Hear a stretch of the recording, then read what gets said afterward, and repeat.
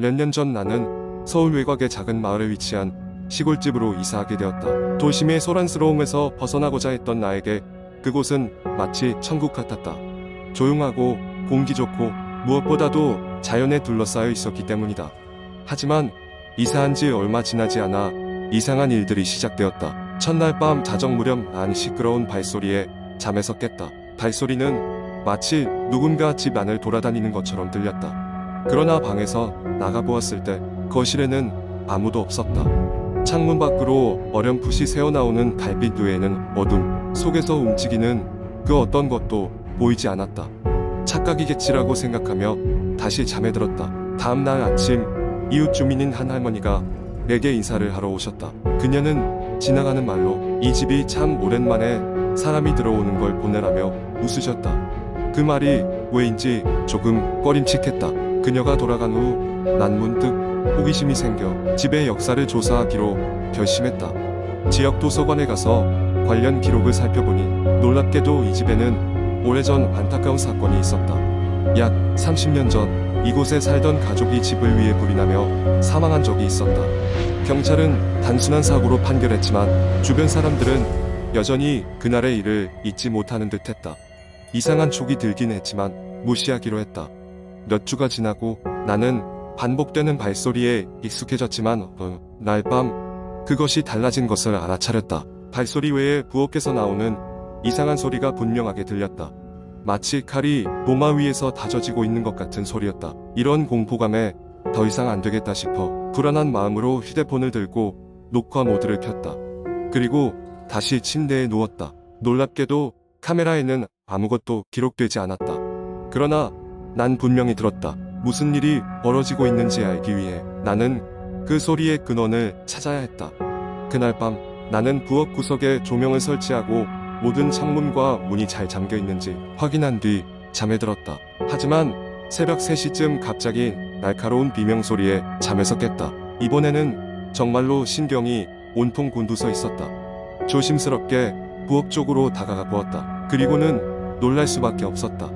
부엌 한가운데에는 희미하게 형체가 흐릿한 한 여성이 서 있었다. 그녀는 긴 머리에 흰 옷을 입고 있었으며 아무런 감정도 없이 나를 바라보고 있었다. 순간 심장이 멎는 듯한 공포감을 느끼며 뒤로 물러섰다. 그리고 눈을 깜빡이는 순간 그녀는 사라지고 없었다. 그날 이후로 더 이상 그 집에서 살 수 없었다. 난 서둘러 짐을 싸서 떠났다. 다행히 이사를 가고 나서는 이상한 경험은 하지 않았다. 그러나 가끔씩 뉴스에서 그 집에 관련된 소식을 접할 때면 여전히 으스스한 기분이 들곤 한다. 부엌에 서 있던 그녀의 형체는 내 기억 속에 영원히 남아있을 것이다.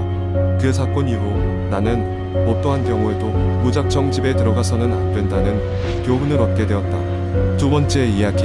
어느 여름밤 대학생인 나는 친구들과 함께 한국의 외딴 시골에 있는 작은 펜션에 놀러 가기로 했다. 도심의 소음에서 벗어나고 싶었던 우리는 자연 속에서 마음껏 즐기고자 이곳을 선택했다. 펜션은 산속 깊은 곳, 전혀 예상치 못한 고요함에 둘러싸여 있었다. 펜션 주인은 인근에 사는 한 할아버지였는데 다소 불친절해 보였지만 우리는 신경 쓰지 않았다. 그날 밤 펜션에 도착하자마자 우리는 실컷 놀았다. 고기를 굽고 수다를 떨고 술을 마시며 시간을 보냈다. 밤이 깊어갈수록 짙은 어둠이 펜션 주위를 감싸기 시작했고 우리 중 한 명이 무서운 이야기를 하자고 제안했다. 다들 신이 나서 돌아가며 공포 이야기를 한참 나누었다. 어느덧 자정이 지나자 친구들 중 한 명이 뜬금없이 근처에 귀신이 나타난다는 이야기를 들은 것 같다고 말했다. 순간 모두가 잠시 조용해졌지만 이내 겁주지 말라 는 야유 속에 다시 웃음을 터뜨렸다. 하지만 내심 조금은 불안한 마음을 감출 수 없었다. 새벽 1시쯤 되었을 무렵이었다. 어느새 모두 지쳐버린 우리는 하나둘씩 잠에 들기 시작했다. 나는 아직 잠이 오지 않아 침대에 누워 핸드폰을 만지작거리고 있었다. 그때 펜션 밖에서 무언가 부스럭거리는 소리가 들렸다. 처음엔 동물인 줄로만 알았지만 소리는 점점 더 가까워졌고 마치 사람의 발소리처럼 일정한 박자였다. 기분이 이상해진 나는 조심스럽게 창문을 살짝 열고 밖을 내다보았다. 그리고 믿을 수 없는 광경을 목격했다. 펜션 앞에 하얀 소복을 입은 여인이 서 있었는데 머리가 긴 그녀는 얼굴이 보이지 않았다. 가슴이 철렁 내려앉았다. 내가 움직일 수 없을 정도의 공포가 나를 사로잡았다. 그 여인은 천천히 펜션을 한 바퀴 돌더니 이내 사라졌다. 이 모든 일이 순식간에 벌어진 듯했지만 나는 어디에서도 그녀를 찾을 수 없었다. 나는 급히 친구들을 깨웠고 모두가 나의 이야기를 듣고는 겁에 질려 창밖을 바라봤다. 하지만 아무것도 보이지 않았다. 다들 내가 장난치고 있는 것이라 생각했지만 나는 결단코 아니라고 주장했다. 그날 밤 우리는 결국 한 방에 모여 잠을 청했지만 잠들 수 없었다. 서로 다른 소리를 들었다는 사람도 있었고 이상한 느낌을 받았다는 친구도 있었다. 밤새 뒤척이다가 겨우 아침이 되어 펜션을 빠져나왔다. 펜션 주인에게 밤에 있었던 일을 이야기하자 그는 조용히 고개를 끄덕이며 자주 있는 일이라고 말했다. 그의 말에 우리는 더욱 오싹해졌고 이유를 묻는 우리에게 그는 옛날 이곳에서 일어난 불미스러운 사건에 대해 설명해 주었다. 그것은 그 여인의 억울한 죽음에 대한 이야기였다. 함께했던 그 여름밤의 공포는 긴 시간 동안 우리의 기억 속에 또렷이 남아 있었다. 지금도 가끔 그 펜션 근처를 지날 때면 등골이 서늘해진다. 어쩌면 정말 그녀는 이곳을 떠돌고 있는지도 모른다. 세 번째 이야기. 인터넷에는 수많은 공포 이야기들이 떠돌아다니며 사람들의 상상력을 자극하고는 합니다.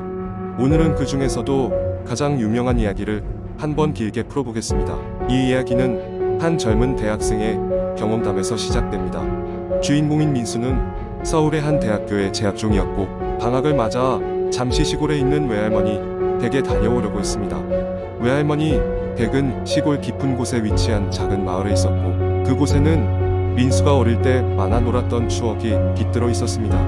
한여름의 무더위가 기승을 부리던 어느 날 민수는 늦은 오후에 외할머니 댁에 도착했습니다. 오래간만에 찾아온 민수를 반긴 것은 외할머니의 따뜻한 손길과 집 주위로 울창하게 뻗어있는 무성한 숲이었습니다. 민수는 짐을 풀고 난 뒤 저녁 식사를 마치고 옛 추억이 어린 마을을 한 바퀴 돌기로 했습니다. 해는 어느새 서서히 저물고 마을에는 황혼이 깃들어가기 시작했습니다. 민수는 어린 시절 친구들과 뛰놀던 농로를 따라 거닐었습니다. 그런데 그의 귀에 낯선 소리가 들려왔습니다. 처음에는 바람 소리라고 생각했지만 갈수록 그 소리는 또렷해졌습니다. 분명히 누군가 그의 이름을 부르고 있었던 것입니다. 민수야, 민수야. 주위를 둘러보았지만 그곳에는 아무도 없었습니다. 민수는 조금 불안해졌지만 어쩐지 그 소리가 그의 마음을 사로잡는 듯한 느낌이 들었습니다. 그는 무심코 소리가 나는 방향으로 발걸음을 옮겼습니다. 숲속 깊은 곳으로 걸어갈수록 발밑의 풀들이 그의 발목을 스치며 낯선 기운을 자아냈습니다. 숲속으로 깊숙이 들어간 민수는 작은 공터에 이르렀습니다. 그곳에서 그는 오래된 우물을 발견했습니다. 우물은 이미 사용된 지 오래된 듯 덩굴과 이끼로 가득 덮여 있었습니다. 이상하게도 민수는 그 우물에 가까이 다가가 보고 싶은 충동에 사로잡혔습니다. 우물가에 다다른 그는 그 속을 들여다보았고 마치 끝없이 이어지는 깊은 어둠을 응시하게 되었습니다. 그 순간 민수는 누군가 그의 어깨를 툭툭 치는 느낌을 받았습니다. 놀라서 뒤를 돌아보았지만 그곳에는 아무것도 없었습니다. 겁에 질린 민수는 급하게 그곳을 벗어나기로 결심했습니다. 그는 빠르게 마을로 돌아오는 길을 찾았지만 숲속은 이미 어둠으로 가득 차 있었고 그가 걸어온 길은 사라지고 없었습니다. 갈수록 길을 잃었다는 두려움이 엄습해온 민수는 방향 감각을 잃고 무작정 뛰기 시작했습니다. 숨이 가빠오고 발이 휘청거리던 그때 그는 순간적으로 마을로 이어지는 길을 발견할 수 있었습니다. 온몸이 흠뻑 젖은 채로 겨우 집에 도착한 민수는 외할머니에게 그날 밤의 경험을 이야기했습니다. 외할머니는 놀라운 얼굴로 민수의 이야기를 들었습니다. 그리고 차분히 말씀하셨습니다. 그 우물이 있는 자리는 옛날의 마을의 공터였단다. 어른들이 들려준 이야기로는 그 우물이 어떤 이유로 봉인되었는지는 모르지만 누구든 그 우물을 들여다보면 영원히 길을 잃을 수 있다고 했단다. 민수는 그 이야기를 듣고 몸서리를 쳤습니다. 그날 이후로 그는 밤이 되면 어김없이 이상한 꿈을 꾸게 되었습니다. 꿈속에서 그는 항상 그 우물가에 서 있었고 그 속을 들여다보면 알 수 없는 목소리가 자신을 부르고 있었습니다. 민수야, 들어. 이후로도 민수는 외할머니의 마을에 갈 때마다 숲속에서 길을 잃을까 두려워하곤 했으며 우물의 존재는 그의 기억 속에서 지워지지 않고 계속해서 그를 괴롭혔습니다. 이야기는 이렇게 끝이 나지만 민수는 그 이후에도 그 마을에 가지 않았다고 합니다. 한국 인터넷에 떠도는 수많은 공포 이야기는 이렇게 과거와 연결된 미스터리한 요소를 가지고 있어 더욱 우리를 두렵게 만듭니다. 네 번째 이야기. 어느 작고 외진 마을에 붉은 달의 숲이라고 불리는 숲이 있었습니다. 이 숲은 평소엔 평범한 숲처럼 보였지만 달빛이 붉게 물드는 밤이면 이상한 일들이 벌어진다는 소문이 돌았습니다. 사람들은 숲에 사는 무언가가 붉은 달빛 아래 활동한다고 믿으며 그 존재를 붉은 그림자라 불렀습니다. 이야기의 시작은 고등학생이자 호기심 많은 소년 영수로부터입니다. 영수는 자칭 모험가로 친구들과 함께 지역의 전설을 파헤치는 것을 좋아했습니다. 그는 붉은 달의 숲에 대해 듣고 궁금증을 참을 수 없었습니다. 어느 날 밤 붉은 달이 뜬다는 소식이 들리자 영수는 친구들에게 숲에 탐험을 가자고 제안했습니다. 친구들은 처음에는 망설였지만 결국 영수의 집요한 설득에 넘어가기로 했습니다. 그들은 손전등, 카메라 그리고 비상식량을 챙기고 숲으로 향했습니다. 숲에 도착했을 때 그들은 놀라울 정도로 모든 것이 고요하다는 것을 느꼈습니다. 짙은 안개가 숲을 뒤덮고 바람 한 점 불지 않았습니다. 그들이 숲 깊숙이 들어갈수록 이상한 소리가 들리기 시작했습니다. 어디선가 들려오는 미세한 속삭임, 그리고 저 멀리서 나뭇가지가 부러지는 소리. 시간이 지날수록 두려움은 커져갔고 친구들은 점점 말을 잃어갔습니다. 그때 영수가 무언가를 발견했습니다. 그는 앞서 대담하게도 앞장서서 걷고 있었는데 갑자기 발에 차가운 것이 닿았습니다. 그것은 오래된 목각 인형이었습니다. 인형은 피로 얼룩져 있었고 고개가 비정상적으로 꺾여 있었습니다. 친구들은 소름이 돋았지만 영수는 오히려 더 흥미로워했습니다. 그는 카메라로 인형을 찍기 시작했고 갑자기 주변의 공기가 더욱 차가워지는 것을 느꼈습니다. 그리고 바로 그때 그들의 주위에 무엇인가가 있다고 확신하게 되었습니다. 이상한 소리가 점점 가까워지더니 숲의 어둠 속에서 붉은 눈이 번쩍였습니다. 그것은 분명히 인간은 아니었습니다. 커다란 그림자가 나무들 사이에서 그들을 쫓아오는 것 같았습니다. 무언가 빠르게 스치는 소리에 친구 중 하나가 비명을 질렀고 영수는 그 순간 그들이 더 이상 안전하지 않다는 것을 깨달았습니다. 공포에 질린 친구들은 숲에서 출구를 향해 달리기 시작했습니다.